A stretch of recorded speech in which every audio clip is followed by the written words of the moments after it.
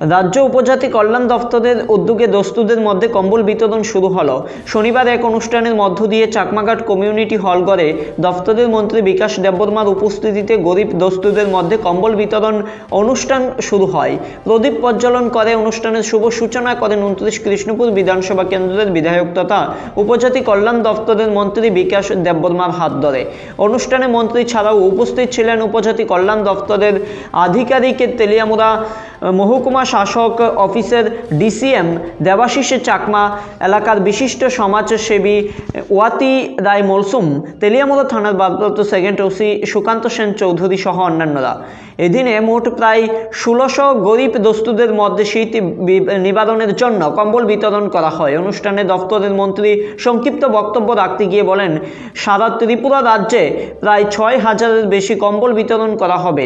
এর আনুষ্ঠানিক উদ্বোধন হয় শনিবার কৃষ্ণপুর বিধানসভার চাকমাঘাট কমিউনিটি হল ঘরে।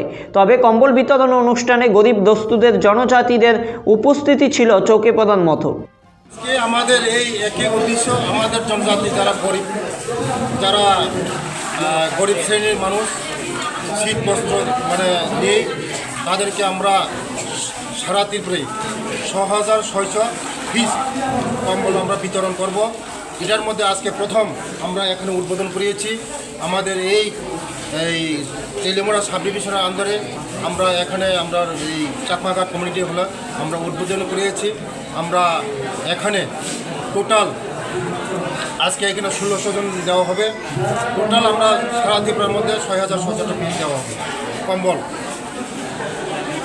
আগামী দিন আরও আমরা ট্রাইবাল ডেভেলপমেন্ট মিশন থেকে 25,000 করে 10 কোটি টাকা আমরা দেওয়া হবে সারা ত্রিপুরা রাজ্যের মধ্যে।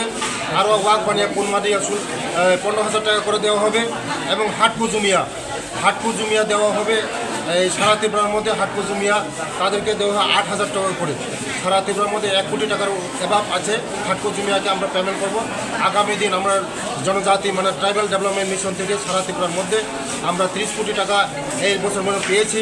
আগামী বছর আমরা আরও এই 30 কোটি টাকাকে বাড়িয়ে আমাদের জনজাতিদের জন্য পানীয় জল, রাস্তা বিভিন্ন আমরা এই ট্রাইবাল ডেভেলপমেন্ট মিশন থেকে আমরা খরচ করব।